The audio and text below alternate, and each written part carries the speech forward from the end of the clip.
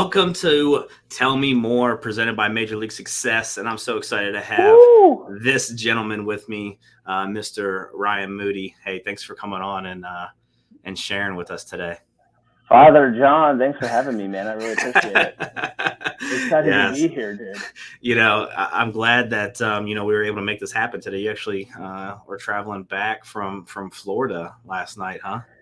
Yeah, Rhiannon and I were in Florida all weekend, and then we get back to this. Our flight was delayed last night because all the snow, and then, it's dumping snow on us today. So back to real life. We're trying to catch up on everything because the weekend was kind of crazy. Obviously, we all know we're in a hot market. So, we're sitting in our office, and we have a big window, and we're, staring at the snow being slammed with work. Welcome back to reality, baby. Here we are. Yeah, welcome back to Columbus. Yeah. Hey, I'm super excited to have you on because we've met a year now. What was the first time? About a year, yeah. Probably a little less than a year.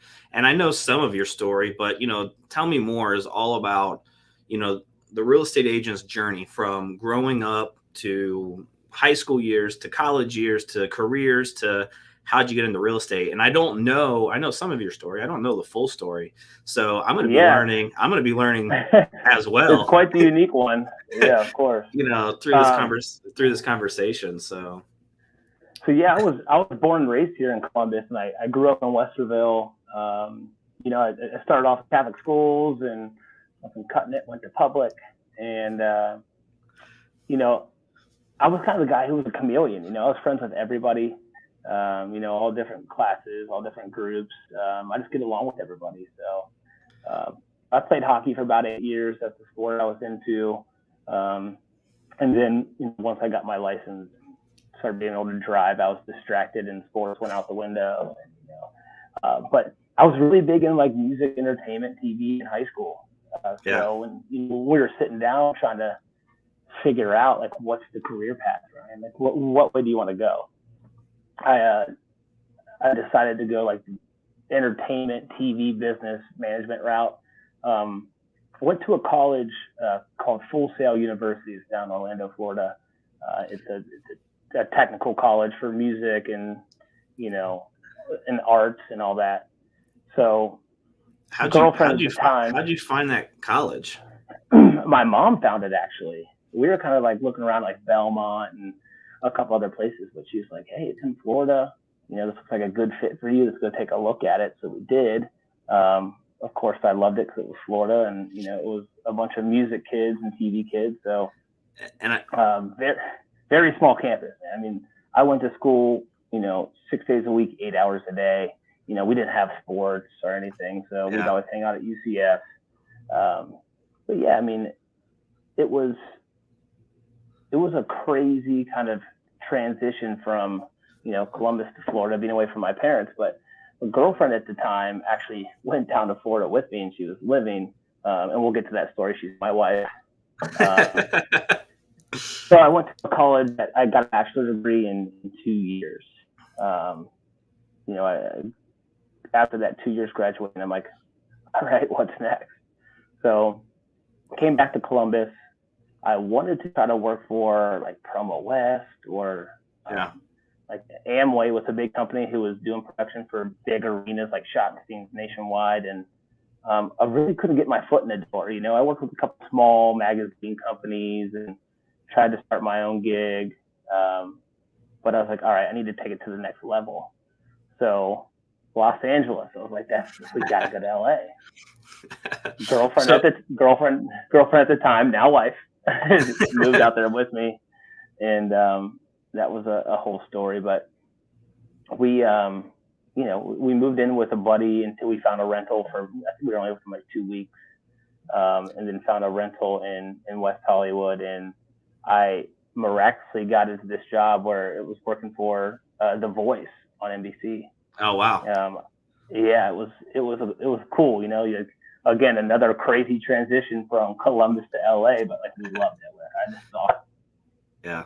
So I was in talent coordination and audience coordination for The Voice. I did probably 7 seasons with them, and then I would kind of get shot into other shows. whenever the voice was dark. So I've worked on shows like Ridiculousness with Rob Dyrdek.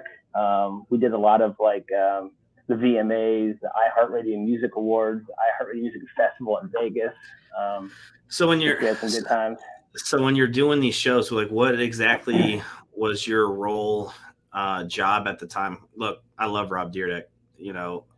Fantasy Factory and all that was Yeah. Robin Big was my jam. Yeah, so he's a genius. And actually, I want to plug real quick his podcast. He has a business building podcast that's really motivational. So for all you people who are either trying to start a real estate team or anything in business, check out his podcast. It's on Spotify, YouTube, and Apple podcast. So it's really, really motivational, really beneficial. And an Ohio boy. An Ohio boy, yeah, Kettering, Dayton. Yeah, so my role was we bring a lot of live audiences into these TV shows. So The Voice is all live audience. We bring people into the iHeartRadio Music Festival, the VMAs. We did a lot of different shows. I mean, we had Jimmy Kimmel. So to get those people in,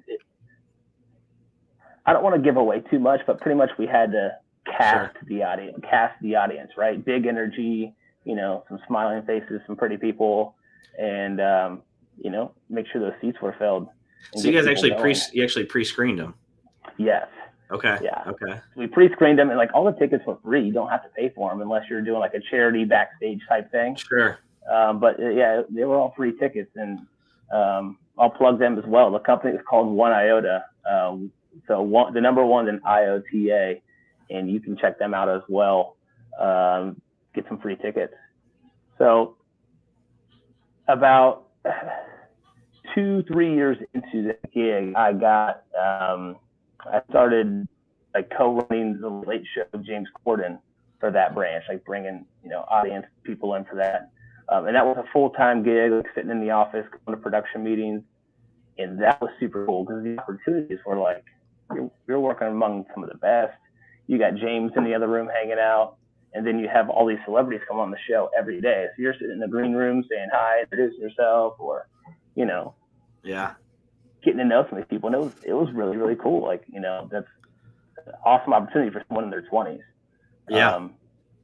And then being outside of work. I mean, I worked quite a bit out there, but it's work hard, play hard. So a 20-something-year-old in LA, you're going out to all the nice restaurants, you're going out to nice clubs, bars, and you're just trying to get a feel for it. You're a young kid and you want to try to experience as much as you can before real life hits, kids come, So I'm a social butterfly. Everyone who knows me knows that I am. I'm a chameleon. So I go out there and I make friends with everybody, whether it's the bartenders, the bouncers, the club owners, someone who's sitting next to me at the table. It doesn't matter. I just want to have a good conversation with people. So that's kind of how I found also my success now in the real estate.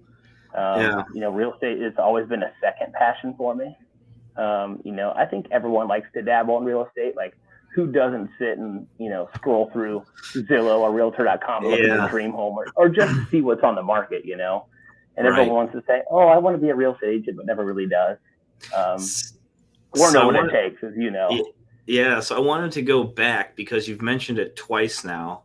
Okay. And I'm always interested to understanding the journey, right? So part of this is I want, if we have a listener out there, right, and they're connecting with your journey, your story, whatever, I want them to be able to reach out to you. And I want to go back because you mentioned I'm a chameleon twice, right? And I wanted to go back to when you mentioned you were in private school, then went to public school. I don't know how many times you switched schools or not. I went to 3 different schools throughout my growing up. So for me, my personality, I'm pretty laid back. I'm pretty chill. I can blend in and out of groups as well.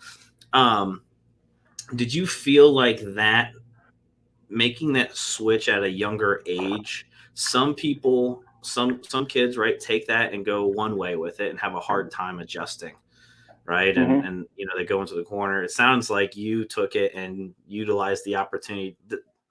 Have you thought about, has that been an impact on your life as you've grown up? that You know, opportunity? I haven't thought about that. I switched in fifth grade. So Okay. the social switch for me was nothing. Again, like I can, You were already like that prior to, right? yeah, yeah. The social switch was fine, and moving to from Catholic to public, I feel like Catholic may be a little bit farther ahead in curriculars. Sure. So moving over, like I actually excelled a little bit more than I did in private schools. Um, but social is never an issue. You can throw me anywhere. Yeah, and I'm sure that helped you set up, right, to ease the transition from going from high school to Orlando, right? Because that's a hard Yeah, transition as yeah, well. You know what I mean? Like, correct. And again, I don't think I would be where I am with my now wife, who has actually been through all of this with me. yeah, Moving to different states alone is pretty scary. But if you have a companion, that definitely helps, and it eases a little bit of any of the stress, right? yeah. Did she just go because you were going, or did she have like an Yeah. opportunity So down there as well? Or no, so we were dating quite briefly before I moved, and she was supposed to go to a college, and then I guess her like tuition assistance like fell through. So I was like, come down to Florida. Why not? I liked yeah, her enough to do it. yeah, And she was like an assistant manager at Panera at the time. Like 18 years old, an assistant manager. What they did is they just transferred her down to that one, making yeah. the same amount of money, and we just made it work. You're right. The support system probably played a huge role Abs- into that, Absolutely. transition. So you go out to LA, right? So you're in Florida, get through college, right? Find what you want to do. Eventually make your way out to LA. Again, the transition, right? It's probably It's a culture shock. It's a and different that world one's from probably way different than both. the Midwest and the West. Yeah, it's a wild, wild West, as people say. So you're out doing your thing, right? You're enjoying life, experiencing what LA has the offer. You found your gig as far as work goes and career, right? Now, kind of what brought you back to Ohio? Well, it was actually a very impulsive move. I mean, that's a question I get all the time. It's like, why are you back here? You know, um, yeah, I think a lot of was like, hey, we were coming up on 30, and it now was a conversation of like the building blocks to our future, right? Like, do we want to make a move home now and Yeah, be able to stack and some money and be able to put money into savings and then build a home for equity? Or do we want to stay out in LA? You got to put a lot of time into things, which again, I'm all about putting work into it. But yeah, you have some executive and assistant producers out there are still living in a 2 bedroom with a roommate. yeah, The neighborhood we lived in, all the houses started at the time like 1.3, 1.4, and it's kind of like, where do we see ourselves in 5 years from here with our current salaries? Even if we get that bumped up, what does the near future look like for us? yeah. Where we can go back to Ohio and figure something out, and a lot easier purchase a home and maybe get some rental properties. Because again, like I've been saying, like real estate has always been the second thing for me. I So did always you? wanted to do flips. I always wanted to have rentals back in Ohio because I knew it was a little bit more affordable. And I think that was one of the biggest reasons. However, it was very impulsive. We found a rental and kind of just picked up everything and left, which now looking back at it, the timing of it, we left in, I think, late 2018, early 2019. And Yeah, then, once COVID hit and, the world was in a pandemic, everybody was out of the studio. And out of the studio for a long time. They weren't getting paid. So, I might have ended up back here regardless, but I'm glad I got a jump start. did you dabble into any real estate out in LA, or was your thinking always like, hey, real estate intrigues me, but if I do anything, it'll probably be back in Ohio. Real estate always intrigued me, but what's funny, I have a good friend out. Shout out Lauren Pills if you watch this. Now Lauren Peterson, she's married. Her mom was a real estate agent at some time in Orange County. And I remember she drove down and got like some real estate study books and brought Okay. them up to me. And I was going to study and get my license in California, but after some procrastination, it never happened. Yeah. I gave the books back. So crazy timing, right? Mm-hmm. You decide to come back. You said 2018, 2019, pandemic hits. Okay, now you're back in Ohio, right? Were you still looking for jobs for what you were doing out in LA on the production side, or completely gave up on that? No, it's not that I gave up on it, but there's very little things that you can do here. I mean, you can move to broadcasting and maybe work for one radio stations, and then again, as I said, you have Promo West or Right. any of the radio stations, but it didn't really feel right. Didn't work out, Yeah. and I procrastinated maybe for like 2 months again to get my Ohio real estate license. But one day I was just like, Hondros, bye, and I just started doing it, and I'm so glad I did. So was it really just the start of wanting to invest that got you into real estate? Because for me, when I graduated college, that's when HGTV was becoming more popular on TV. I liked the investment side of real estate, flipping, like you said, not Yeah. necessarily buy and hold, but I like the flipping idea. And I was like, well, if I'm going to do this, I don't know anything about real estate. I might as well get licensed and sell some real estate to help me learn. Right. It just so happened that I just stayed, on the residential sales side and still do that. Was that kind of the thought process behind it, or did you know you wanted to get Yeah, I into mean, actual sales? it was triggered by investing and doing flips, right? Like I've always wanted to do that. I have a good eye for design. So I think that's initially what triggered it, and then the way the market is, it's so tough to flip. But Yeah. selling is, again, I love to walk through houses. I like to look at the design, the architecture. I love to talk to people. I love to help people. So real estate that goes on, providing value to clients, do life changing things for them. Buying a home is life changing. Yeah.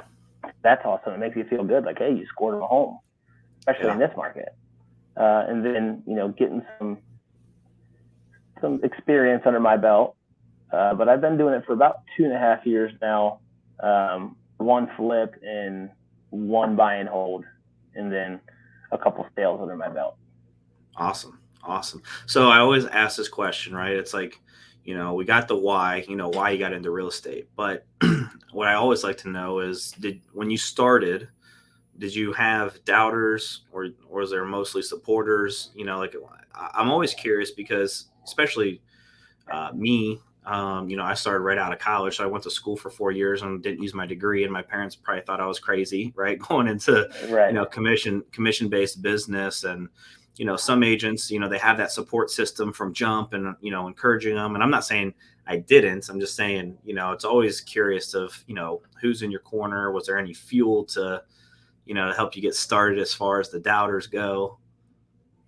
Yeah, I actually really didn't have any doubters. And a lot of my friends that I talk to about it and family, they're like, oh, yeah, you're going to kill it. It's because I can talk to anybody. Yeah. I wouldn't say my mom doubted anything. She was just concerned, like, hey, you just moved back here and you're going into a full commission job. Like, Yeah. that's going to be tough. I was like, listen, I got it. Like, I moved to LA, no job, and like I wasn't even looking at apartments. I figured it out. Like, Yeah. for some people, you just make it work. No matter how you got to do it, you're going to make it work. And got my real estate license. I met with 5, 6 different brokerages, another 3 or 4 different teams within some of the brokerages, and I was kind of set on one, and I had a friend working for Rhiannon Ferrari, who we all know, and I was like, hey, you guys have to sit down for a couple drinks or appetizers with me. All I need is advice. Like, who do you guys think I should go with? Who's a good fit? And we sat down, no intentions in joining the team. After the hour or so, we always laugh because we ended up at Adobe Gillis at Easton. But after that hour at Adobe Gillis over some margaritas, she's like, yeah, you got to join our team. I think you do great. Joined her team, and kind of the rest is history. She's really done a lot for my career, and I wouldn't be where I was without her. Yeah. Yeah. You and I both have that in common with, when we started on teams in the beginning, we got lucky and we had that one person that really took us under their Yeah. wings and I don't want to say protected, but put us on the right path, right, to Yeah, success. absolutely. And Because we look, know. Go ahead. there's a lot of people out in this business who want to start a team. They love the idea of starting a team, but they don't have either the time, the patience to sit down and be able to work with those little birds that to help them fly. It's just like, okay, Yeah. bring on a team.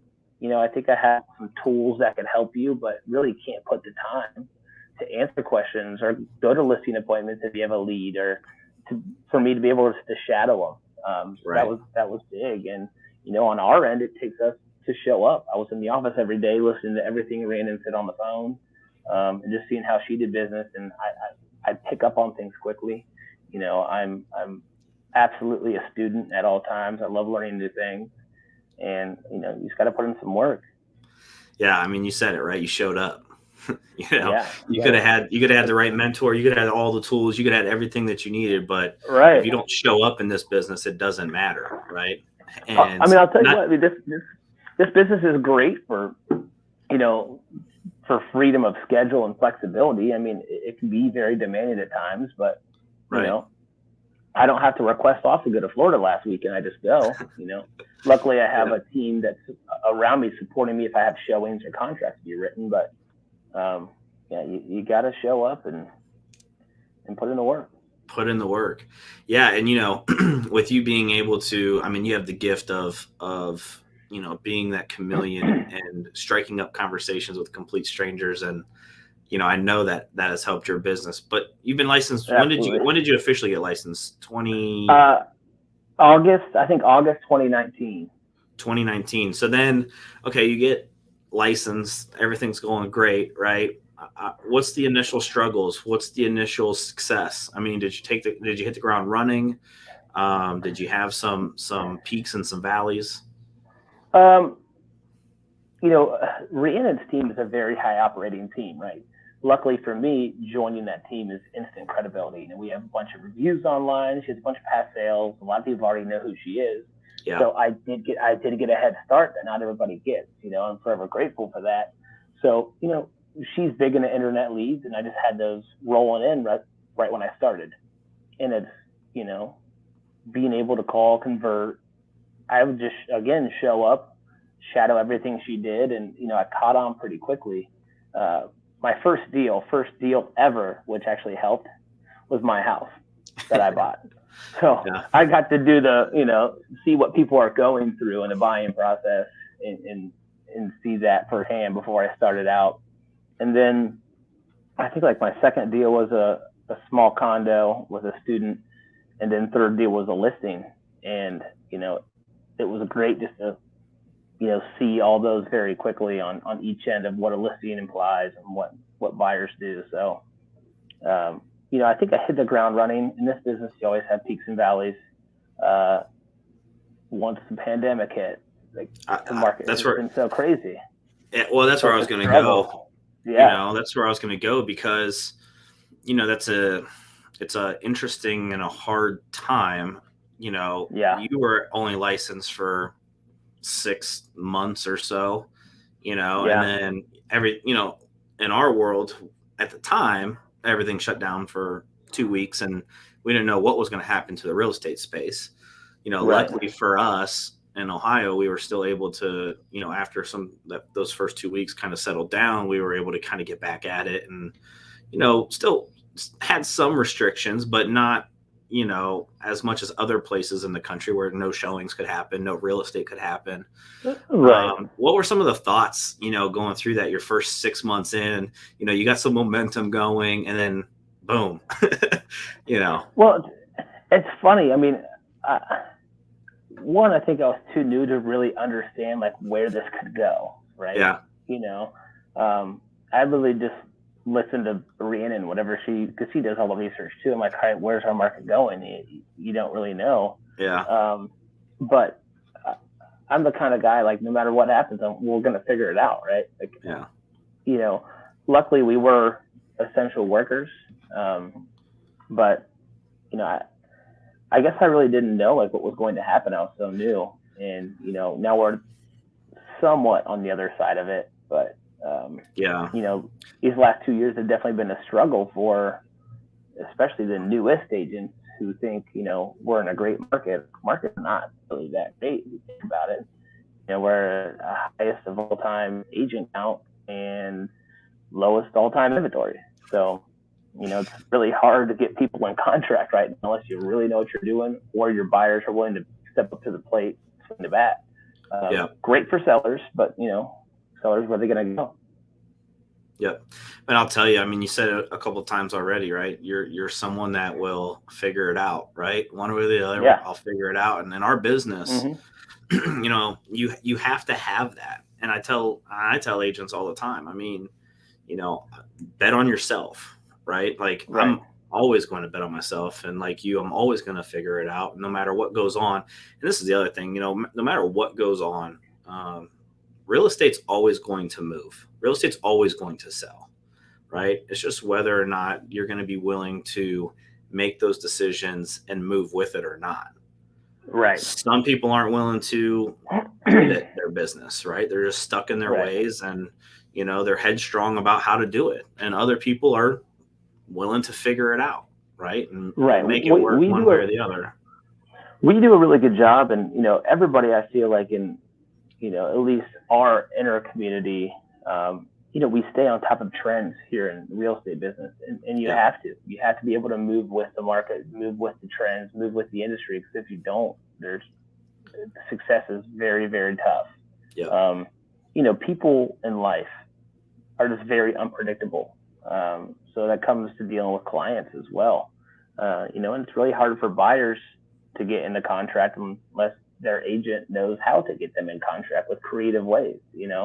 As we say, usually it takes 3 or 4 contracts that they lose out on when they really start listening to us. It's like, listen, I really am here for your best interest, and I want you to, get that house the first time like everybody else does. But when you're throwing out crazy ideas or, creative, if you will, you're like, oh, wow, I didn't really expect the market was that crazy. Yeah. Yes. It's social proof, right? And that can apply to both like clients, buyers and sellers, but that also can apply to real estate agents, right? Part of the reason why I think you had success in the beginning and why your team is a top performing team is because there's the social proof that what is being provided and given to you and your team works. It's just whether or not you show up, right? Right, and imply those things. And you do what you're supposed to do, 100%. 100%. So, we're up to the point, okay, you've been licensed now 2 years, 2.5 years. What, looking forward, right? What's something that you're looking to accomplish in the next 12 months? Personal or business, it doesn't matter to me, but what's kind of a 12-month goal for you? Well, I mean, going back to, the investment side of it, my goal now is to buy at least one, buy and hold a year and keep those and have that coming in as passive income because, at the end of the day, we don't know how this market is going to, proceed. So if I can have rentals and passive income coming in where I don't have to necessarily rely on a commission check to pay for my bills or for my mortgage, that's awesome. Where I can have some play money here and there. As you know, and not many people do, but Rhiannon and I have been talking, and she has done so much for me in the last 2.5 years. So I kind of said, hey, I'm loyal now. What can I do for you? Yeah. And she's like, I've been in this business 16 years. I'm a single mom. I have a daughter that's doing all these sports. I'm like, well, let me start training new agents. So now, I mean, if you want to call it agent development, but I enjoy, teaching and trying to get new agents up to speed in this market because I want to see them succeed as well. Yeah. I mean, there's really no greed. There's plenty of houses and referrals for everyone on our team. Right. But with doing that, it keeps me sharp, sticking with the 101 things, and I have an agent I'm doing 101 with, and then they kind of fly away a little bit. A new agent I'm doing 101 with. It just keeps me sharp, and I think it's going to help my business and me being able to, work out kinks here and there and stay sharp. Yeah. Yeah. You and I have a lot in common with those regards, and you're right. Like I always say, as a real estate agent, I think everyone needs a coach, right? Yeah, Because, even if you know what you're supposed to do, it's good just hearing it from someone else, right? Even if you yeah, know everything. But I also think, having a peer, right? Someone that's on the same path as you right now, right? To help you right. through the highs, help you through the lows, and then Hmm. being a coach to someone else that wants to get to where you're currently at. And I don't care if you only sold 2 transactions, right? Like Right. there's a brand new agent that wants to get to 2. And to your point, Correct. and what I've learned over the last 10 years is as I've helped other agents get into the business and grow their own business, it does keep me sharp. It does keep me Yeah. top of my game, and it also helps me with my own clients because I'm becoming a better communicator. I'm becoming a better listener, right? I'm Hmm. becoming a better problem solver, right? Whether it's for our agents or whether it's for our clients. And I know you just started that role in the last 6 months or so, 8 months or so. Probably last 3 months. Three, So three. it's fresh. Yeah. But you, Yeah, you hit the nail on the head. Yeah, exactly. Better communication and better value for your clients. So it's definitely a mutual win. and for me personally, like it gives me that high, you know what I mean? Like, Yeah, yeah, when you see an agent that joins your team that wants to get rolling, and you know maybe they're just not getting it yet, but you can start to see some of that momentum build, and then boom, they right. get that first one in contract, and then boom, they Hmm. get that second one in the same month, right? And it completely changed. Like, you and I've been blessed. Yeah, We got the right person in the very beginning. We both were able to hit the ground running, right? And real estate has done uh, amazing things for me. yeah, I look back 10 years, I've never had to clock out, clock in. I've never had to request time off for vacations. You know what I mean? Like, it's been so wonderful for me. And I know you feel the same way now. And now it's like, yeah. how can I deliver this feeling to other agents that not just come on our teams, but that we're Right. around, right? Because That we're around. we've all been stuck. We've all been in a struggle. Yeah. Obviously, I can't help as many people in a different career path, and talking about their career. I mean, we can talk personal stuff, but if I can help somebody who's really trying to get there, who's willing to put in the work, that's great for me too. And you oversee quite a few people, and a little bit more than I do, but you know, I kind of listen to what you say. Like, I'm not chasing them. Yeah.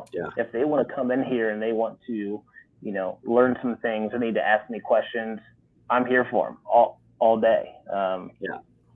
And again, real estate has done great things. I want people to have financial freedom. I want people to have schedule flexibility. In this market, you do have to know that, you're still taking phone calls late at night. You're taking phone calls all weekend. Even though I was in Florida, Saturday I was probably in the parking lot on the phone for about 2 hours. So, you know, it does allow you to go do those things, but at the end of the day, it's a time is of the essence, you know, business, and you have to stay on top of things. You can't wait, even hours anymore, but let alone a couple of days to get back to people. Yeah. You just have to. It's always on. However, it gives you the flexibility as long as you have a support staff to, you know, still live your life and be able to travel. 100%. And that's where we talk about, as a business, setting it up with processes and systems and people, and Yeah. making sure you have that stuff dialed in. So, even though you are out of town, there are going to be those times where you have to take that phone call or answer that text or, return that email. But just making sure you're looking at your business. Do I have all my processes and systems dialed in for Right. when I do go out of town? I'm not constantly on my phone 24/7. Yeah. Yeah. Absolutely. No So one likes to be the guy that has to step away all the time on their phone, but and you know, they used to be me, with yeah, my yeah, friends and my now wife and all of that. Like I was yeah. that. That's one of my challenges and things I've been working on, especially with Ninja. That we just a lot of us just did, but Yeah. kind of carving out some time to whether it's calling leads or doing some problem solving. It's a scheduling thing for me. I have always been controlled chaos, right? Like I'm not very systematic. I'm just not. Yeah. Yeah. Like my only calendar is in my phone. Like I'm not writing things down, which again, I'm things that I'm working on. Um, but I've always just been kind of a controlled chaos kind of guy. Like I can put it together and make it happen, but I just don't have a systematic way that I do. Yeah. Yeah. I mean, it's the hardest thing that a lot of us struggle with, myself included. I mean, Yeah. it's a little bit easier now for me, but it's still, making sure you stay dedicated to your calendar. I mean, the hardest thing about our business is, no one's there to tell you what to do, when to do it, and how to do it, right? Right. But the most successful real estate agents, teams, brokerages, whatever they sit there and they tell themselves what to do, when to do it, and how to do it. And if Yeah. you can get to that point in your career to where you are time blocking out your calendar, I'm prospecting from this time to this time to that time, I'm returning all emails and doing contract addendums and the tedious stuff, right? And then this Right. time, I'm available for all showings and consultations, and then family time, right? Family time is also Mm-hmm. important. And a lot of us, you know, our spouses take the brunt of that, right? Like, Right. it's, hey, we're out at dinner. Why are you on your phone? Or, hey, Yeah. And it's you and I movie don't night have and you're kids writing yet either. contracts. No, no. Yeah. That makes it all different too. And I think again why it's harder for me to turn it off because I don't really have an excuse to do it. Yeah. Yeah. Other than like those times that you need to spend with the spouse or the friends and family. Yeah. Um, yeah, I mean, to any agent really, or mostly new agents, no one does business the same way. We have an agent in our team now in our office who's always like, hey, I want to do it this way, or do you guys ever do this? We're like, no, we don't, but you're different than us. Like it doesn't. Yeah. There's no method to the madness. Right. You're going to be successful in your own way, and we're going to be successful in our other ways. But 100%. as long as when it comes to the business and fundamentals of things, as long as you implement the things that we put down for you, success is there. Do it your own way. Consistency is the difference, right? Yeah. That's the Yeah. difference, right? There's so many different ways to generate business, in real estate. And it's just what you said. Do you show up, right? Yeah. Are you showing up consistently? Mm-hmm. So now I want to fast forward even further, right? We got the next 12-month goal. What's 5 years look like for you personally, professionally? What's something that you're looking to accomplish? Well, for my wife, it's a child. Um, we've been getting pressured for that lately. But again, in this business, I, I love where I am now, and I am loyal to this team, and I want to get us one back to where we had envisioned this team, and Yeah. back in the top 10 and doing well, and again still coaching some of these agents and getting them to where they need to be. But again, I'm not the most systematic guy. You can ask me what my 5-year plan is or my 12 months. Like I'd probably give you 12 months, but 5 years. I fly by the seat of my pants. Who knows? I could be down in Florida and I could be living there. I just don't know. I'm so impulsive, but Yeah. I know that I do want to keep doing some rentals and buy and holds. I'd love for one to be out of state. Whether I've looked into markets like Lake Tahoe and in a couple markets in Florida where hey maybe I can do some Airbnbs and then have a vacation home. Yeah. Maybe San Diego, but it all depends. It's tough for me. I'm not very systematic. No, that's cool. That's cool. Yeah, Airbnbs is something that's on my near future list as well. You probably don't know Chelsea on our team, do you? I do not. She went from in 21, she went from 0 Airbnbs. I think her and her partner now are up to like 8. Whew. And Well, yeah, when you we'll actually have to start sit down with diving in, her. when you actually start diving into, some of the numbers and things, like that's the part that excites me. Like long-term buy and holds don't necessarily, I have to do off of what excites me, right? That's why the Yeah, flips excite me, like bigger numbers, bigger, higher risk, higher reward. Buy and holds for me are kind of like slow and boring, and it just doesn't excite me, just doesn't get me going. But Airbnbs, when you actually break that stuff down and you actually look into it, if you buy right and in the right areas, it's interesting. It's you can make exciting. some good money, and you and I can chat after this about some Airbnbs. But I Yeah, got some friends who are very successful in that. We can always sit down and have some drinks and pick their brain too, because you know it's a great business to be in, but it's definitely it's hectic. A lot of yeah, turnover. So yeah, if you buy right, I mean, you can make a good amount of money doing that. So I'm with yeah. you. Let's get on some Airbnbs and figure that out. And we'll just jet set around from one to the next to the next. Hey man, you're preaching to the choir. Yeah. So It's I hard for always me to like. stay in one place. That's all right. That's all right. Hey, you got the ultimate gift, right? You're a chameleon. You can blend in anywhere. Yeah. I can again talk to anybody, and that's kind of like a lot of the people who know me now in this business. Like, that's where I get a lot of my business too.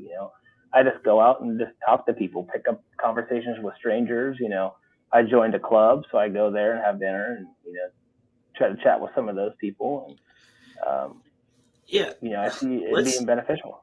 let's dive into that a little bit because I to me and my team lead Ryan really always says I say this backwards, but to me, real estate is fairly simple, but it's hard. Meaning, Yeah, as a real estate agent, right? My job is to go out and to connect and talk to as many people as possible every single day about real estate. One correct. of the gifts that you have is you're always you're always looking. I'm sure you're always looking for a conversation, right? Whether it's starting it and interjecting in, whatever it may be. But how do you, and I know this because I know you, but being a little bit more intentional within those conversations to bring up real estate, how did you get to the point of being intentional when you are having those conversations, whether it's with a stranger or someone to remind them that you are a real estate agent? Because like one time you were out, I think at a bar or a concert or something, and you sent me a text message of like, just picked up a new buyer. And I'm like, Oh yeah. who even does that? Like, who So even does that? But yeah. it's part of So your business plan, right? It's part of your right. process. And to me, that's simple, because this business, as everybody knows, this is a relationship business. It's not necessarily a sales business. Um, whether I'm sitting down for dinner and I'm eating dinner alone at Lindy's or at the club or wherever I am, if someone sits next to me, and usually people are pretty friendly. Yeah. You just start the conversation. Hey, I'm Ryan. And you kind of just start shooting the shit with them. If people, say, yeah, you live around here. Yeah, I live here. Or oh, I got a buddy. He's like, yeah, I live in Westgate. I'm like, damn, Westgate's really, really, coming up lately. I mean, it's a great market over at Westgate. Yeah. You kind of just build off of that conversation. Like, oh yeah, I'm in real estate. Pretty high operating team. Just watching the market. I shoot a little value to them about what's going on, and then usually everyone's curious about the market and what their homes were, so they'll start asking some questions, and then I kind of try to get away from real estate for a little bit and see what they're doing, or that way it's not just complete real estate the whole time, and then I try to kind of come back to that, but it's all a conversation that I can just pick up on, depending on how they answer or interject. But it's a Yeah. very, very simple start, right? Do you Yeah. live around here? Where do you live? Oh, do you buy or do you rent? Oh, why are you renting? Like, have you thought about buying? Oh, you buy. When did you buy it? Oh, you bought at a great time. Now that you know that the market values are going up, and then again, shoot some value to them. But it really is a simple conversation, and that's kind of what happened with the guy. I was at a concert and I was just waiting for my wife to come out of the bathroom, and so was he. And I don't remember how it got sparked up, but we just started chatting, and I think he asked me what I did. I was like, yeah, Yeah. I'm a real estate agent. And then he's like, oh man, I've been looking to do some flips, and I really want to buy a house. So I texted him, and I've been working with him now for about 4 months. Yeah. So Yeah. If you guys are listening to this or watching this, and you guys want to start being a little bit more intentional with your conversations, make sure that you reach out to Ryan, because he'll help you out. And at the end, we'll drop his, if you're watching it, his phone number and his Instagram's scrolling at the bottom. But if you're listening to it, we'll drop, how you guys can get a hold of him. But, it's you were intentional, like even joining it's the athletic club. Is that what yeah, it's called? yeah, The hmm athletic club, or just various different things, right? It's just being intentional with your business. Yes, you're there to enjoy those benefits, and yes, you're there not to necessarily puke on everyone that you're a real estate agent, but it's there to, how can I connect with more people to build the relationships, to let them know that I'm a real estate agent, and if they ever have any questions about the market, I'm the person that they call. right, yeah. Because I'm sure there's other real estate agents there, right? Oh yeah, bunch. I'm sure there is. So, but it's about building Yeah, that relationship and keeping yourself top of mind when they are ready to do something. of course. Any newer agent out there, or it doesn't matter how long you've been in the business. You want to sit down for a coffee, or hell, you want to go for a drink? Yeah, give me a buzz.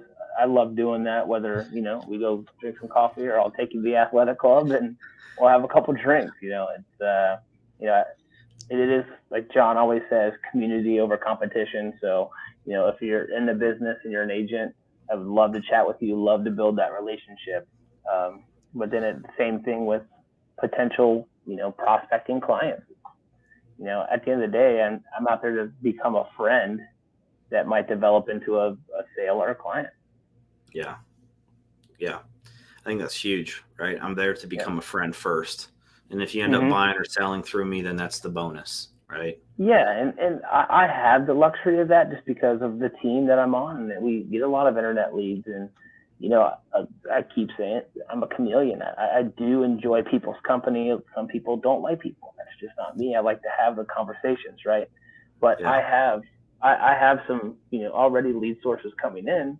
If I can develop a relationship with you, and you trust me enough to do that process of buying or selling a home, I love that. But at the end of the day, the first step is to build that relationship and not push like, oh yeah, I have a house in Westgate. Oh, you want to buy? You want to sell it right now? Let me Right. come over and give you a CMA. Like that's kind of too pushy, right?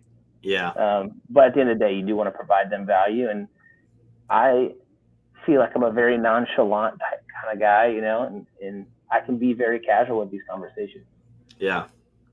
Yeah, I think maybe we'll set up Ryan as we'll get the party bus and we'll just do a field trip and we'll just watch you in your element.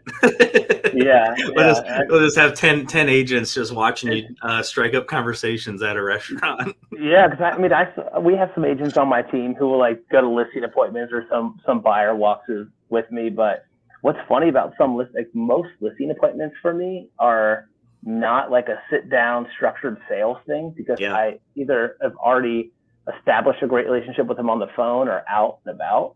Um, and I took one of our newest agents on a listing appointment over in Clintonville, and I've never met this guy. He's probably 35 or so, but I talked to him on the phone a couple of times.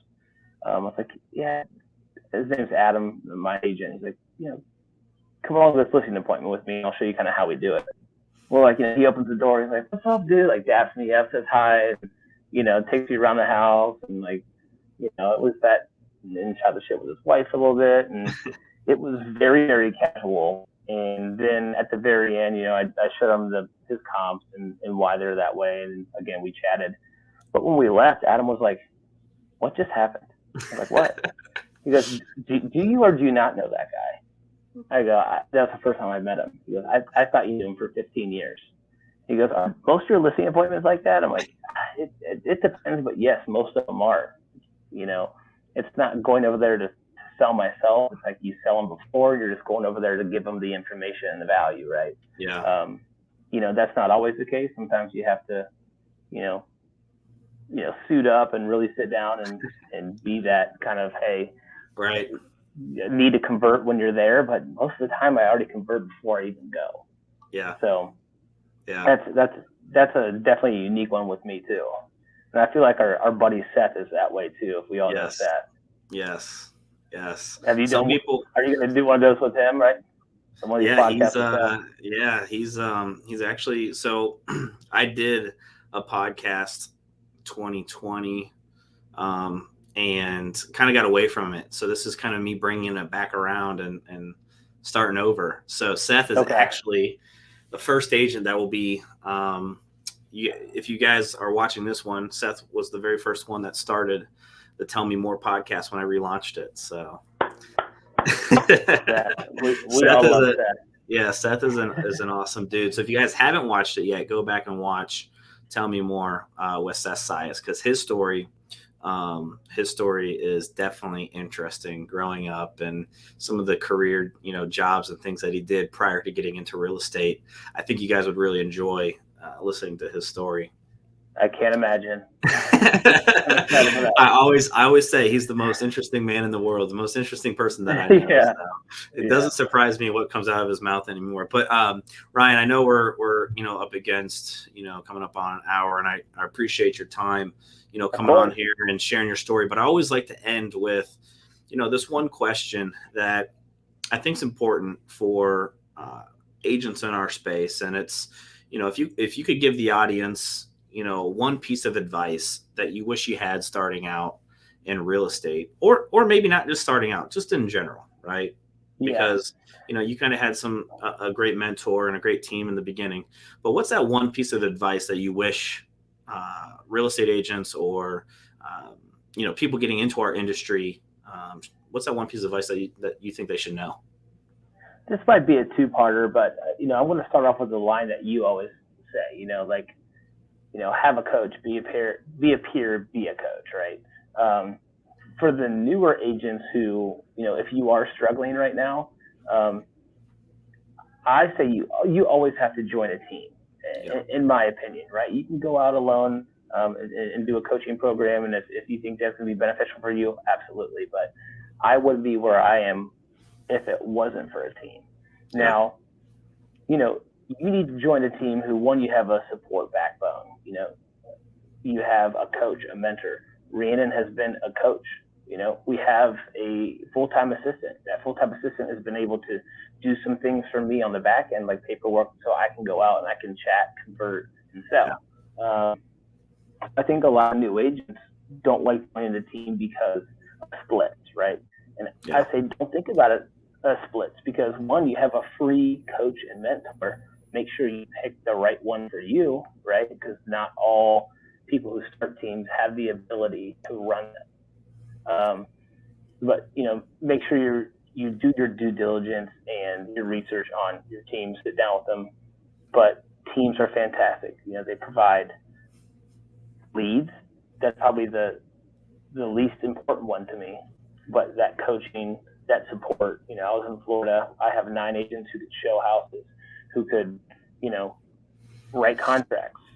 So I think a team is very, very beneficial when you first start to get your feet moving, right? A portion of something is a lot more than 100% of nothing. So if you are struggling, talk to Father John here. Come talk to me. We'll sit down and have coffee, and we'll figure out what is the best route for you, right? Because I'm all about success. It's community over competition, and just make sure you're smart about what you do, and don't be greedy, because John and I are very lucky that we kind of hit where we are the first go around. And don't be afraid of change. If you're in a brokerage or you're in a team that you don't like or it's not working for you, move along. 100%. And see what really fits for you. But if you're listening, if you're a part of our clubhouse group, every single person in that group, every single person who's going to do this podcast is a tool for the listeners. Call us, email us, whatever it is, and we're here to help you. So I think my advice is use the tools, use us, the community, and hopefully that we will help you succeed. Because real estate is a lot more than showing houses. It's complex. There's a lot that goes into it. So you need to really be dialed into what it takes to be a successful agent. No, I co-signed that to the 100th degree. Yeah, I saw a little tear come out. I mean, people are like, you had success. I'm like, yeah, but at the same time, I had everything I needed to be successful, right? Yeah. Like, we don't look at splits and things the same way that most people do it, and it's because we understand the value and where it got us, and right. I had the tools to be successful, but I also, knew what it took to be successful on my end. You can have the tools, but if you don't use them correctly, the tool bag's not going to build the house, Yeah. So, and there's, it's ego, right? And there's a book, if you guys haven't read it yet, Ego's the Enemy. I highly recommend going and reading that. But it's my thoughts are, it's ego is what stops a lot of agents from being successful. Absolutely. Right? Because, in our business, and this is why I say it's broken and everything that you guys have heard me say, is because no one actually sits down and teaches real estate agents how to be successful. They don't teach the business at school, right? You get licensed and they're like, okay, go figure it out. You and I just got lucky and had someone that already figured out at a high level. Or, like Ryan wasn't, he was a solo agent. He was producing solo agent wise as a high level, but, was always forward thinking and surrounded himself with people that were bigger in the sense of transactions and thoughts and, all of those things. And, don't let your ego get in the way of you making a decision or a pivot in your business, because that's what stops a lot of agents from being successful.